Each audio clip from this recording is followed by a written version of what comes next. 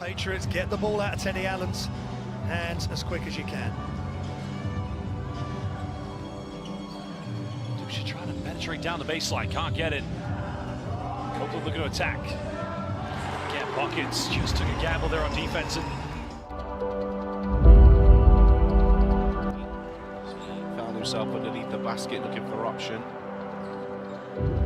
The box inbound play, let's see what that looks like.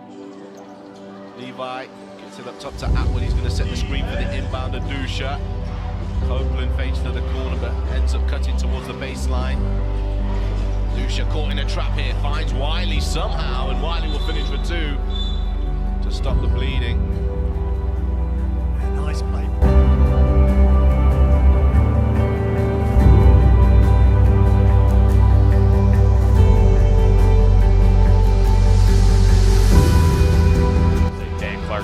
Two guys with a ton of experience, ton of intelligence. You know, you sprinkle in some talent, you sprinkle in Lloyd Gardner at the helm, and that's a good basketball team there. And unfortunately, you know, they ran into us, and at that time, unfortunately.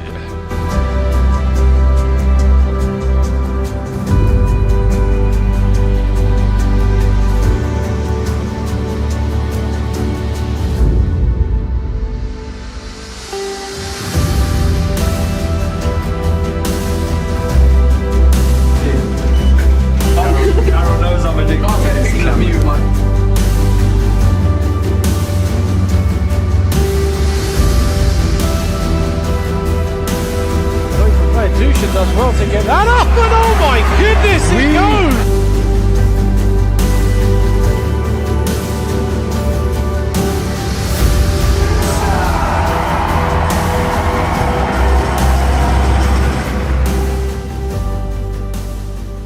My first season in the BBL, I don't remember. I mean, I remember. I don't remember in a lot of detail. We was a very young team. I remember that for sure. A lot of losses, a lot of lessons learned, not losses we'll call them. A lot of lessons learned, but it was good, it was challenging. I think I was really young, I was 18, so I was quite oblivious to the basketball world, essentially. It was my first year professional and the captain as well, so it was obviously the role of a captain. I understand a lot more now than I did back then. So I'm sure I could have done a lot better. But it was great, it was experience-wise, I don't think you could have got, myself personally, I don't think I was in a better situation then. I know the losing took a big toll, but in terms of experience, I played probably 35 minutes a game, started every game, and I had like a bit of a freedom as well to play, which I think kind of helped me, you know, become where I am now. And it was, I had a lot of friends, school friends, a lot of guys who I went to school with, guys who I spent the day with, guys who were friends not just in basketball. So it was actually quite nice to be on the same team with one of my closest friends, Corey, and also live in the house with him and also go to school together, and then just everything was through together. So I think it was, I was quite fortunate to be in the position I was as well. Of course, I'd worked hard for it, but it was just how things were kind of set was great. But at the end of the day, it was a difficult season, to say the least. It was a learning experience, but we always knew we never went in there trying to win a league in our first year. So we kind of just, yeah, but it was fun though. We still kind of reminisce and talk about it when we get together sometimes. We'll still be like, about how I was always had the longest rope on the team. I could get away with everything, whereas everyone else wouldn't, and la-di-da. But it was good though. It was nice. I still remember like flashbacks of a lot of them.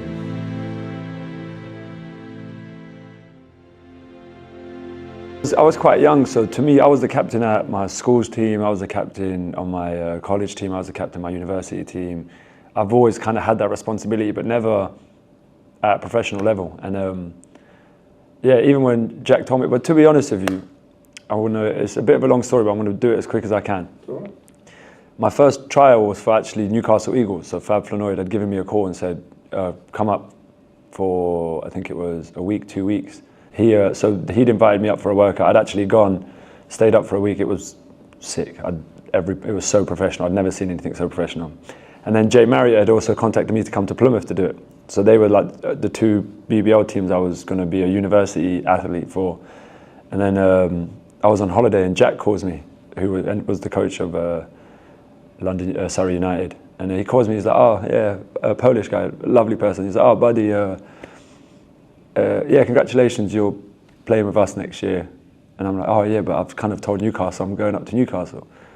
And he was like, no, whatever. He was like, yeah, you're coming to me, you're going to be the captain, and yeah, you're going to learn a lot. It's going to be difficult, but it's going to be the experience you need. Obviously, Jack was my coach 5 years prior to that.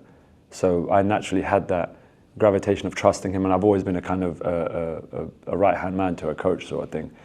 And yeah, that's what ended up happening. So I had obviously let Fab know, let Jay know, and then yeah, ended up just pre-season going in, meeting the guys, being the captain of whatnot, and then just kind of going from there. And I remember we played Newcastle. Fab come in, didn't even say a word.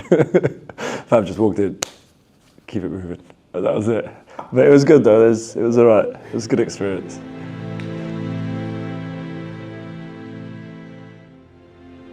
I never got to watch Nigel play. Obviously, I heard a lot about him. PJ tells us quite a bit about some of the guys he's grown up playing against, Vince and Nigel and Ronnie, or all of them guys. But never. I heard Nigel was a hooper though. I heard Nigel could play. I heard he was very good at in his time. I'd love to have videos from back then. You know how you got the old school yeah, find me some. You know how you got the old school videos and you got new school, so we can compare them a little bit and see who could do well today. Saunders rings a name, but I don't think I'd know who it would be. Yeah, the same generation. Obviously Nigel Lloyd went across more years. Saunders. But Russ Saunders, he's Legit. Yeah, one of the best ever. Yeah, but you would know all of these because you've been around forever. So.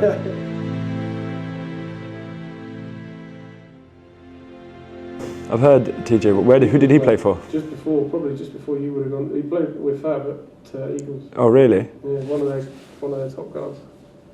No, I don't think I'd remember it.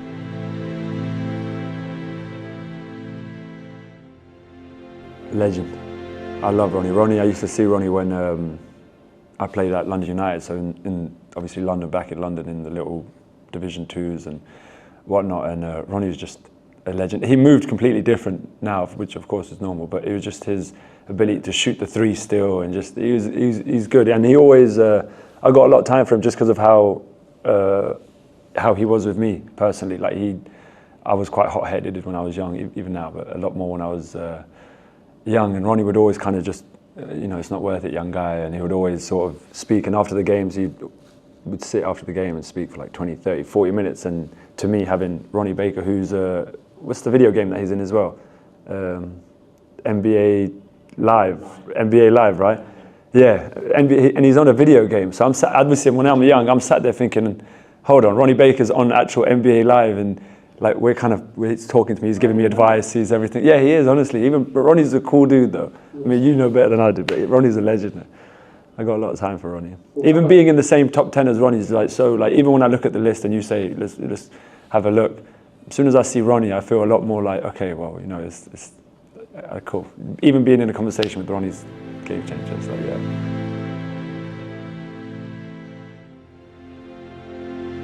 I'm not going to lie, my ultimate goal is to be number one, but even being in top 10 is so like, who was I saying this to the other day? I think I was saying it to Jules. I was telling him how like, it just feels like it's finally, I'm finally getting some recognition for my style of play, if that makes sense. So I'm finally getting some recognition, and after 11 years of, all right, I'm not a scorer, I'm not athletic, we all know that, but my ability to control an offense and find the right person within the offense for the best shot, do you get what I'm saying? So it's quite refreshing to have that, and also it's not just like, all right, you're a team player, you pass the ball. It's something that I can proudly say that I've kind of wanted to do throughout my entire career, sort of thing. And I actually prefer passing the ball than scoring the ball, if you get what I'm saying. It takes two people to pass and score instead of it takes one person to just score, do you get what I'm saying? So, but yeah, there's loads of reasons. I could give you a million reasons why I like to pass the ball. One of them is I can't score the ball. That's the number one. No, I can, but where it is, I've also felt like if I'm, as a point guard, if I'm bringing the ball down the floor and I'm out of 24 seconds, I've got the ball in my hand for at least 11 of them seconds, 12 of them seconds, the worst thing I can do, which is also, it's very contradicting, but the worst thing I can do sometimes is hold it for 12, 13 seconds and then go and take the shot as well at the end of the possession. And so what are the other 4 doing? But then there's obviously times where the ball would have moved, it would have swung, it would have come back to me for the shot to shoot. And then my overthinking himself was a bit, oh yeah, go find another pass or something. So it's got its pros and its cons, but yeah, I've always been a team player. I prefer it like that. You enjoy the game more like that, in my opinion.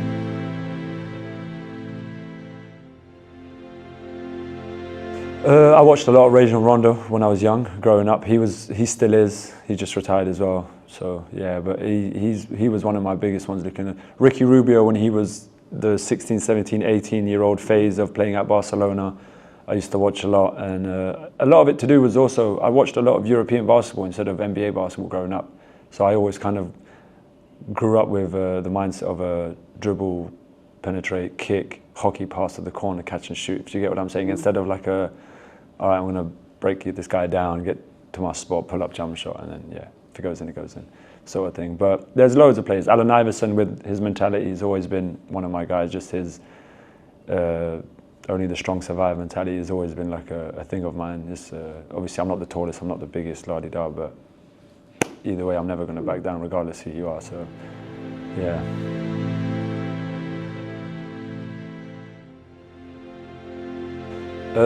My dedication, to be honest, I think a lot of it will come from, and I don't know, I could be wrong, but I think a lot of it comes from how I was raised and how what my parents did for us when we was young. You know, obviously we were asylum seekers or immigrants or whatever the correct terminology is now, for a very long part of our life in the UK, if I'm being honest. And my dad, till this day, both my parents still have the hard work mentality, is to get up early and work 7 days a week, 365 days a year. Christmas Day, my dad's forced to take the day off because it's a national holiday pretty much. So he's always kind of had that mentality. I kind of always watched him leave early, come back late, but at the same time, while he's doing that, he's kind of still controlling everything that's going on, making sure we're okay, making sure food's on the table and everything. And I think seeing the struggles that we went through, do you get what I'm saying? Being an immigrant, growing up in London, especially in that, I'll rephrase it, being a Muslim immigrant, growing up in London was back then anyway, not now, but back then it was very, it was challenging, but you don't really see it as a challenge. You just thought it was a normal day thing because it was just the norm. And yeah, like it's just been having them kind of, well, they heard it was all around you and whatnot, but seeing the fact we're immigrants, my parents picked us up and took us to a whole other country to get away from a civil war, from truthfully being homeless and living in 4 families in one house, crammed in one house, to we own 2 properties that are under our names now. Do you get what I'm saying? It's like, I know this was bound to happen, but to me, it's that you don't need any more motivation than that. We went from homeless, not having any money, we'd share meals, you know, regardless how embarrassing it sounds, we'd borrow clothes from charity centres, we eat at, obviously I'm Muslim, but my neighbours were heavy Christians, but they taught us everything. It was an American family, taught us everything, how to speak, how to live, how to manoeuvre around life, where the council office is, how to get to school, how a system works, everything. To a point where obviously they knew we wasn't really fortunate. We would go to church with them, especially us kids when we were young. We would go to church with them, and obviously we're Muslim, but we're still respectful to every religion around us. But we would go there because they would want to show us more. They'd want to introduce us to more people. They'd want us to have a life, essentially. And it was a game. Like, I still remember they taught me how to ride a bike. Not my dad. They did taught me how to ride a bike. They showed my mum how to go to the Home Office to apply for citizenship or to remain to stay or whatever it was back then. And it was just like, you don't realize certain stuff that happened around you that you're kind of like even now, for example. So I say to people, if I didn't play basketball, I wouldn't have a clue what I'd be doing, if you get what I'm saying. So the second I fell in love with basketball and the second I realized it was the same mentality my parents put into life, same mentality you kind of put into something you enjoy, and it's paid off for me, if I'm being honest. And I've always been, a lot of the coaches I've played for, especially early in my career, would vouch that I was always a workhorse. I wouldn't leave the gym sometimes. When I played in Surrey for Surrey United, I remember Creon would tell me multiple times, just go home and rest, kid. And I tell him, oh, it's 3 o'clock, got another 8 hours, 9 hours left of the day, like what are you talking about? But it was always like, it's always just come from, a lot of it would do with what we've gone through. So obviously even growing up in school, when we did learn to speak a bit of English, and me and my brothers would go to school together, and obviously, you know, school in London is very diverse. You've got people who, you got bullies, you got arseholes, sorry for my language, you got everything. Do you get what I'm saying? So it is what it is. You kind of, we've always had that, it's just us mentality sort of thing. Them, it's just us. Sorry. But, okay, cool. But it's like, you get what I'm saying. So it's very like, we've kind of always had that mentality, but where we have it with everything. So even when we work hard, it's like, even if you have a bad week of practice, or even a bad month, a bad game, whatever, it's like a next one sort of thing. We'll get back in the gym and sort it out. But that, I feel like that mentality, I was grateful to get it when I was young, because it also kept me out of a lot of trouble as well. I was also very fortunate to spend after school in the sports, or before schools in the sports, or lunchtime in the sports, or Friday, Saturday, Sundays, I'm either traveling to a game, or I'm playing a game, or I'm traveling back from a game. So I got to miss a lot of the distractions around me, which helped a lot. And then it's just opened up doors. But that mentality of hard work, like even now when I coach, I say to a lot of the children, I say, you will be so surprised what you're capable of if you applied yourself. Like if you really wanted, some of the kids say, oh, by the time I'm 18, I want to play on the Division 3 team, some of the development kids. And I always tell them, stop measuring your ability on your age. You could probably be, they're 14, 15, they could be good enough to play when they're 16, 17, but it's what you do in that 2-year span. Do you get what I'm saying? Of course, don't go in there every day and kill yourself and murder it, but give yourself a plan, stick to it, and follow it. You're disciplined enough to follow your own plan, you'll be disciplined enough to follow anybody else's plan. Do you get what I'm saying? But yeah, hard work is in everything in life, not just sports. You work hard in your office job, you work hard in your whatever job it is, you work hard on your construction site, work hard in anything, even if it's a stay home and work job. You apply yourself at it, watch the positive repercussions that come up.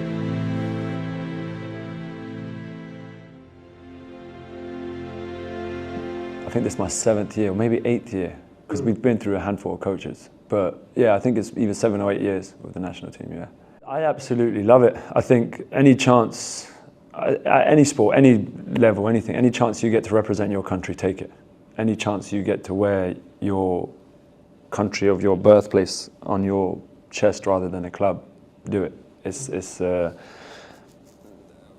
fact that we left Albania as immigrants and became citizens in the UK, and now I'm able to actually go and represent Albania and still feel like I'm more Albanian than ever is massive to me. But even not just that, even the basketball side of it is you're playing against some of the best players in their country, 12 of the best players in their respected countries, in one of the best competitions in the world, whether it's the Eurobasket, the qualifiers, the pre-qualifiers, the World Cup, whatever it may be. It's whoever you play against. Like, for example, the most recent game we played against Armenia, Chris Jones, who plays in the EuroLeague. Do you get what I'm saying? And then you're just sat there and you're kind of like, and also me, I'll always measure myself. So I'll always be, okay, well, that's a EuroLeague player. I play in the BBL. Let me give it what I got, and hopefully he returns what he can, and then just measure yourself at. But the national team has always been you ask anyone who represents their national team will always be,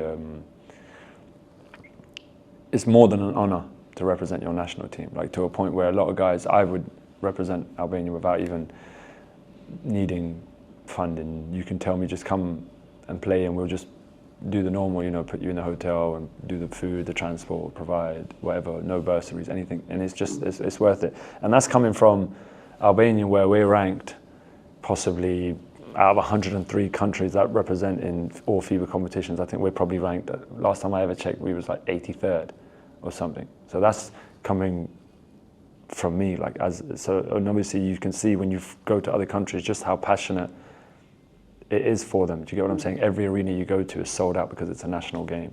You're playing against guys who, hold on a minute, I'm representing my country. So the same way you're trying to put them on your back, I'm trying to put them on my back, sort of thing. Do you get what I'm saying? But it's an honor, it's always be an honor. And if anyone ever gets a chance to represent their country, do it, believe me.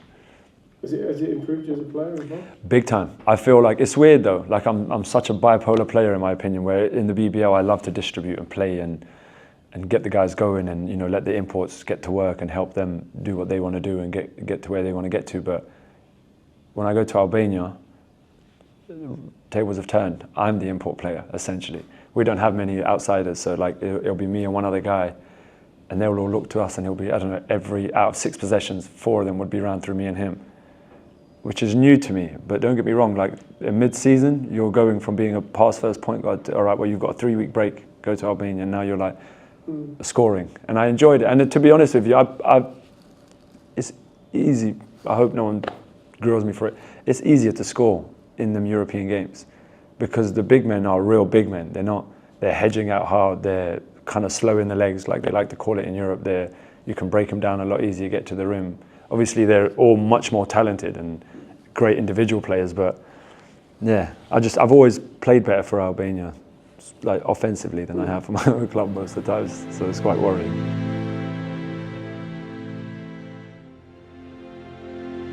What was he, a guard? Top player, yeah, very good player. Really? Who are you picking on your team, him or Ramon Fletcher? I know you're a Fletcher fan, that's why I said it. Fletcher got more MVPs. Fletch? Yeah. I'd pick Fletch, even though I don't know Rob. I'd pick Fletch as Let's say Fletcher. What do you want to say about Ramon Fletcher? Because you're not far behind him. No. I mean, I learned a lot from Fletch, if I'm being honest with you, and I think he might be one of the best left-handed dudes who's blessed this league, in my opinion. I think Ramon Fletcher's his ability to be forced right. I'm talking, we would sit on his left shoulder so he couldn't even dare dribble on his left hand. He would still find a way to get to that left hand and finish. And it was good. But I think I loved him when he was at Newcastle. There wasn't a game that I watch every game anyway, but there wasn't a game that I wouldn't go back and watch if I missed, if it had Ramon playing, especially with the group they had as well. I think the squad that they had not in his last year, but in his first 2 years, because he was there for 3 years, right? Went away for a year and then came back again. So his first stretch, breathtaking. It was phenomenal. He would finish games and 20 points, 13 assists, a few rebounds here, but just dominate the whole game. And then you'd look, and then like obviously he's not the tallest of players. He's tiny, so you kind of put that, and then you think, yeah, well, this guy's a dog. This guy's got a mentality of a beast, sort of thing. Do you get it? I got a lot of time for Fletcher. He's coaching now as well. You can tell he's going to be a great coach. He's going to be a good coach.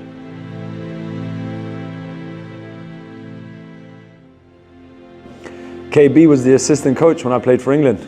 There you go. KB, Carl Brown was him and what's his name? I can't believe I forgot his name.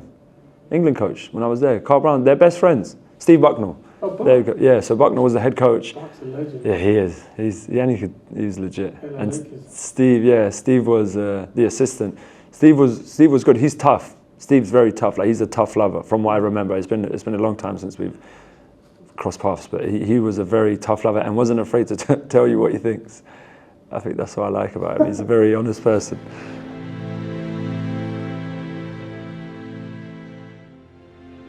I think it's the impact. Like a lot of my mindset's changed these last few years. I think a lot of it's to do because I'm a little bit more older. I want to use the word mature, but I know Paul's going to disagree. But a little bit more mature. I think just the impact you have on people. I think obviously, like on court now. I think I've realised my influence on court. I think, and also when I say influence, I don't mean by gameplay. I mean a lot more by attitude.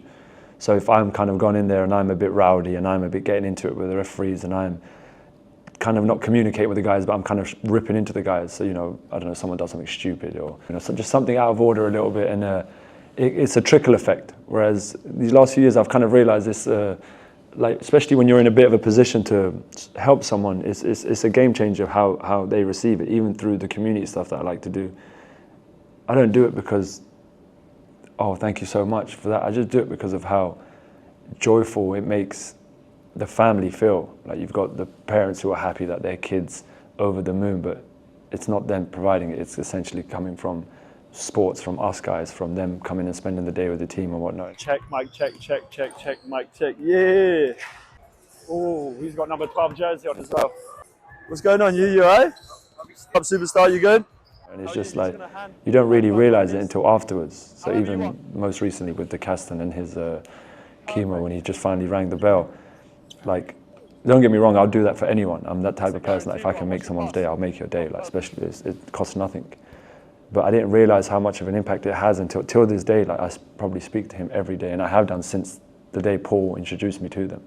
Do you get what I'm saying? And it's like, you don't realise how important you are, like, to a point where he will contact me. His mum will contact me and say, this is how he feels, or he'd have a hospital appointment and feel really down, and, you know, keep your head up, you're going to be okay, I look forward to seeing you on the weekend or something. And it just gives them that little bit of that support. You get what I'm saying? So I think just understanding how, like, infectious you are with those around you, and I've been oblivious to it a lot of the time, because obviously me, I wear my heart on my sleeve. If I've got something good to say, I've got something good to say. If I've got something bad to say, I'm definitely going to say it, sort of thing. So it's like, you don't, even with members of staff, even with people in and around the venue and everywhere you go, you kind of realise that you actually, what you say sticks to certain people and stuff. So just how important it is to, like, teach correctly. Do you get what I'm saying? Even coaching this year, I've learned a lot more from coaching this year than I think I've learned from playing ever. Do you get what I'm saying? Just how you communicate, what you communicate, and it's about, like,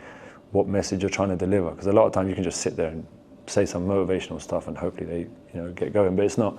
It's always about kind of what you want back from them, sort of thing. So yeah, it's the community stuff and just making other people's days normal. It's always been normal.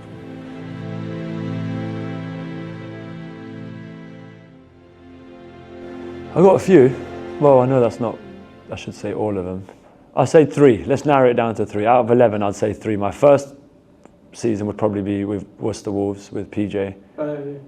Just because once PJ finally realised, let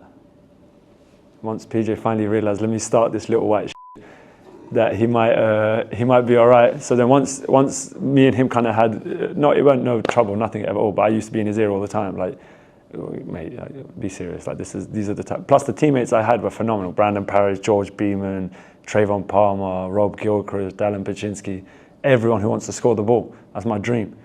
So then once he kind of put me in there, I went through like a 5-month period of just, everywhere I went, it was just double-digit assists, double-digit assists, double-digit assists, double-digit assists. And I enjoyed it. And it got to a point where Coach PJ let me run wouldn't even intervene much, would let me call the plays. And I feel like even now he's starting to become a bit more like that again now. And and we just had fun that year. We went being third. It was my first time being able to carry a team as a starting PG to a top 2, top 3 for majority of the league. Royals was a big one for me. Royals was probably up there for probably number 1 favourite season. A lot of it was to do with the guys around. I grew up with Ed, grew up with Jules, I grew up with a lot of them guys, and now we're all playing on one team, and we're spending, and we weren't just teammates, we were like actual brothers. Like, we were all cool, we cared about one another, we'd go to each other's baby showers, we'd go to each other's, I don't know, my niece would have an assembly in one part of London, like 5 of the guys would come with me just to go and watch. Do you get what I'm saying? Like, it was a very family orientated team, and kicking London's ass in the final at the trophy, obviously we slapped them in overtime, which was nice. And then the last one would probably be, it'll be 2. The last one's going to be a little integration of 2. The Raiders, with the Turks, when we had the real money men here in the league, when we had the Başakşehir, and the first year Patriots, them 2 together in one. Obviously I kind of squashed them both into one. I think that Raiders year, because being able to show what the city can do with the financial backing, I think was a big one. I think being able to say, all right, well, if we put money into the city, it's got the potential to be successful, which they did. They put the money in the club, and we lost in the semi-final to freaking Jules and them stupid London. And and then our Patriots year, the first year, where we kind of went from beginning of the year, we was all like, oh, well, we're all going to have to just play British until we can get visa stuff through. Got slapped, I think, 10 games in a row, miserable. I think I developed a drinking habit, even though I don't drink. I think I became alcoholic, even though I don't like drinking. And then I don't know what happened. I think December, visas came through, Booman came in, Deuce came in, Roel came in a little bit after that. Troy came in a little bit after that, and then we just hit the ground running. It just was non-stop, even from everyone in the office. I'm sure from the media side of it, it was like, oh, now I've got positive stuff to do, start and say and whatnot. And then players, it was like, right, well, we're competing. And then other teams sort of literally got scared to play us. And then obviously we had that major game at the end, to whoever wins makes playoffs against Newcastle, against Fletch as well. Just funny enough, which you were there, which you commentated, and every time Fletch scored, he'd go crazy. Every time we scored, he'd be like, yeah, well done, guys. Fletch would score, he'd say, that's my guy, Fletch. No, I'm joking. I miss having you two on commentary, you know. Let's not get into it because I'll get in trouble. But it was, yeah.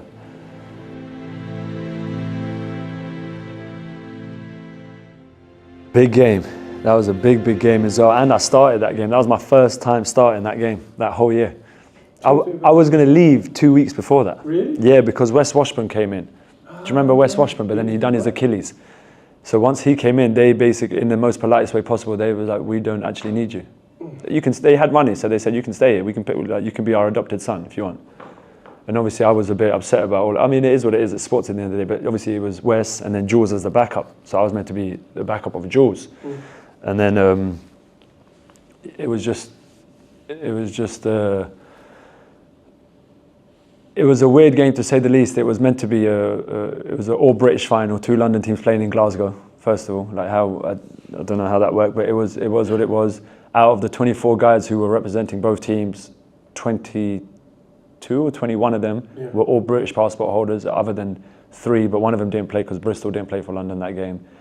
The big guy, and it was crazy. It was manic. It was just insane. It was our first year in the league. It was nuts, and then went all the way into overtime. I think having the senior guys, Ash, Matt, and OJ, was very refreshing. I think they were seasoned, like they were vets, like had played all over the world, all 3 of them, and the experience was insane. So I think to be able to have them, and it was what I really loved about it was that's the kind of moment in games where everyone wants the ball. But they wasn't arrogant. They wasn't dicks about it. They kind of was, you've carried us here a little bit, so we're going to allow you to continue to do it. And I think that just kind of gave me a lot of confidence. Ash would set a great screen, and they even if I throw a bad pass, I knew that they'd work hard to go and get it. They wouldn't be where, a lot of guys, you throw them a lob, and if it's not perfect, let me leave it or whatnot. But yeah, they always supported me that year, and I think just having that performance in overtime was nice. I got a big play, a steal, I think a layup, a floater, a rebound, a huge rebound at one point, and then I think like a little throw ahead for just to seal the game off, all in the space of and it just felt like that, and it was just you're champions, and it was just it was nuts. It was amazing. It was a great few days after that as well, so it was nice. It was good to get the win, and it was my first piece of silverware as well. So it was good to get it with my brothers. Truthfully, it was good to get it with guys who I'll be able to see in 10, 15 years' time and talk about how I got them that trophy. I'm joking, but yeah. And I still got it in my living room. Yeah, hey, BBL, listen. Highest bidder can have it back. Simple as that. Or I'm giving it to Pabs. I love it. We'd have to go get it from John Sawyer's house, though. It's, me and him got a shared house that we leave the trophy in. We just bought it to leave the trophy in.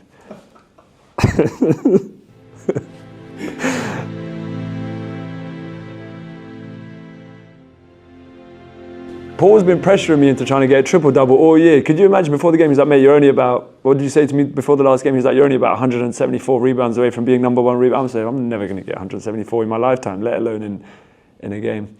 Now, I've never really been a stat guy.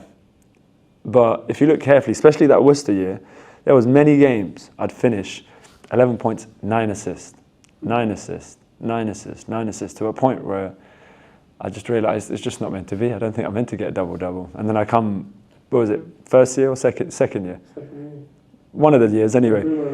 Yeah, so I come here first, that's the second year. Yeah. He's right, actually, it was the second year. So then I come here second year, I think I get double-double back-to-back or something. Was it back to back? And then I was changed, man. I went into the office the next day, told PJ I need a pay rise, I need a Lamborghini, I need could you imagine after 2 double-doubles? But no, it was nice. It's good to have that responsibility. Stats, I've never really been a big fan of stats because stats don't show you the defensive effort, they don't show you deflections, they don't show you communication, they don't show a lot of stuff that we kind of all see in games. But I'll take it though.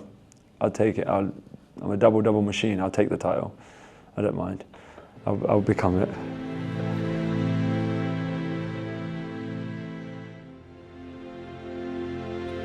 Trophy final. I got my first ever game in the BBL. I remember it like it was yesterday. It was Surrey United. It was on the. I don't want to say the date because then I'll sound like a creep. I remember the date, time, everything. We played at Surrey United against Worcester Wolves. PJ's first ever. So my first ever game against PJ. Long story short, we lost by 62. It's not an underdog story. We lost by 60-something points. But it was, I only remember the positive from it. So it was Zaire Taylor had a monster game, insane game. But I played the whole game. Obviously, like I said, my first year, we kind of got beat up a little bit, but a lot of it was to do with experience. We lost the game by 62 points. When I say I'd never in my life lost it by 62, so I thought, okay, well, what a welcome. And at the end of it, I went online to read the MVP magazines because Mark Woods used to do MVP magazines back then, and I went online to read it. Zaire Taylor's got a whole section just about me, about how, literally, about how, and this is how I became good friends with him, because even when I seen him, next ever seen him, I said, look, I saw the comments on the magazine, I appreciate it, like, thank you, especially coming from him. So you don't even know who I am. And it was just stuff like, it wasn't, had a good game, because I most definitely didn't. But a lot of it was to do with the potential, his composure, how calm, do you get what I'm saying? And that gave me, even though he got slapped, it gave me like a huge, okay, well, if that's coming from the guy who just handed my own ass to me, like, I'm sure I'll be okay, sort of thing. Do you get what I'm saying? So that for me was a good, even though we lost, it was a positive thing for me a little bit. My first ever crazy assist game was 17 assists with Bristol Flyers, against Bristol Flyers on BBC Sport. It was like my first ever time, and I just finished with 17 assists, but I didn't even realise. And then I'm sat in the locker room, and everyone's like, "Bro, you had 17 assists." I'm just like, okay. And then that literally, from that day on, it just started. Didn't stop. I just said to PJ, well, he gave me all the rights to go up to him and say, well. No, but a lot of games, I'm a weird person. Like, I remember stuff from years ago. I remember the game we played, but there's a lot of games I'd not want to remember neither. A lot of games, but it's been a good 11 years. And horrible 11 years. But and underpaid 11 years, and don't get me started. don't get me started.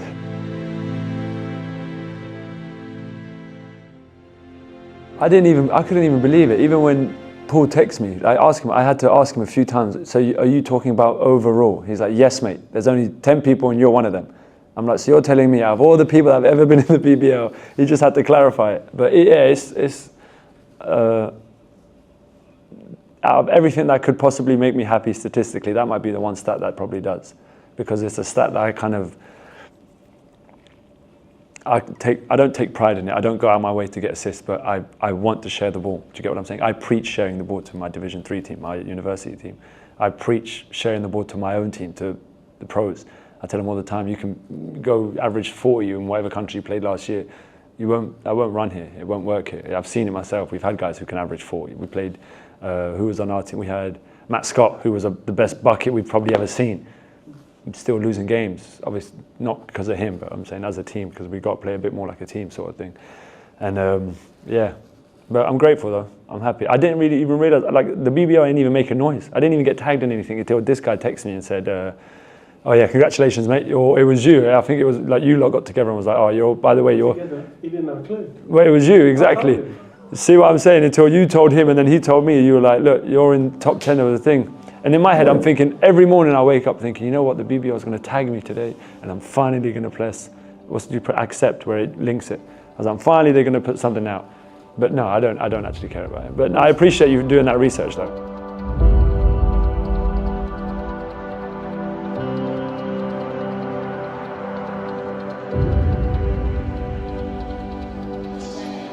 from some of the Sheffield Sharks team members. That's TJ Atwood though, hits a dagger triple.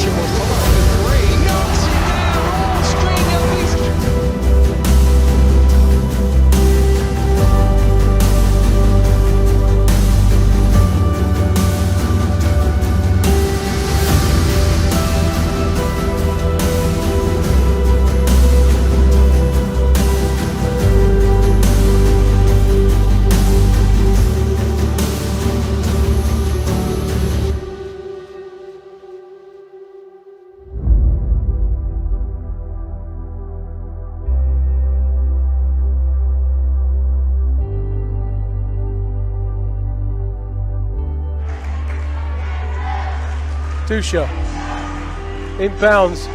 Hassan took the dribble. Dusha under pressure. He made it! Oh my goodness! Patriots! The three is good.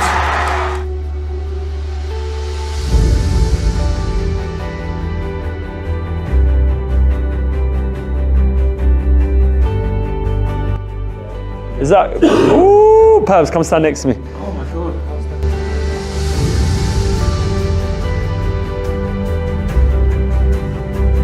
Imagine, I don't know where you want to sign it, but this is a video. That beard is fake because it is missing.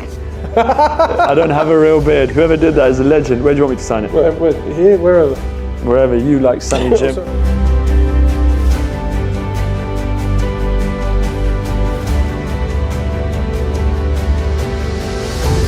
I don't want to do your beard. Kind of Wings Wednesday with this on. Wait, hold on, I'm going to be there. They're going to say, how are you walking around with that guy in your shirt? Legend. Brilliant. Thank you, Pabs. No, I appreciate you, mate. I appreciate you for keeping tabs on everything.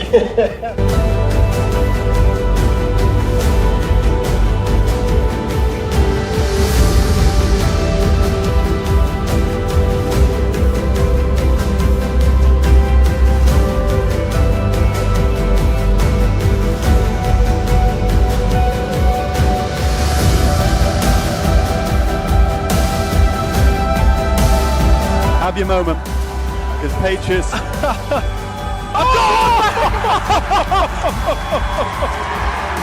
Elvisi Dusha, half court three to close things out.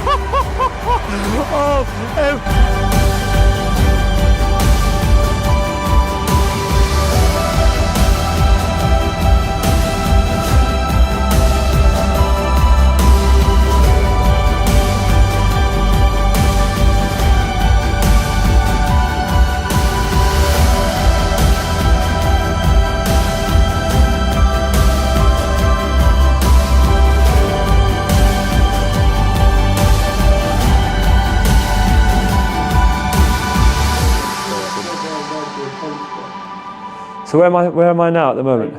I don't plan to look until I can look up and be in between Fletch and Fab. That's my hope. I did it earlier. How many are you behind?